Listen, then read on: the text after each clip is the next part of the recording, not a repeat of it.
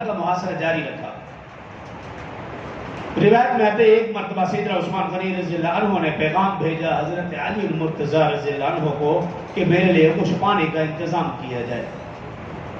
سیدنا علی المرتضی رضی اللہ عنہ فوراً مسکیزہ پانی کا بھرا اور عثمان غنی کی طرف رواں دواں ہوئے۔ راستے میں تھے کہ باغیوں میں سے کسی باغی نے تیر مارا، وہ مسکیزہ ٹوٹا، پانی نیچے گرا۔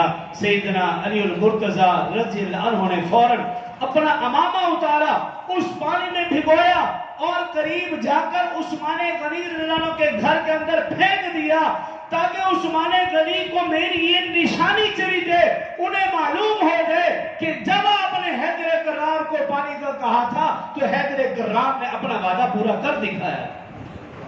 صحابہ اکرام کے آپس میں اتنی محبت تھی، صرف یہی نہیں، سفاکی کا مظاہرہ بڑھنے لگا۔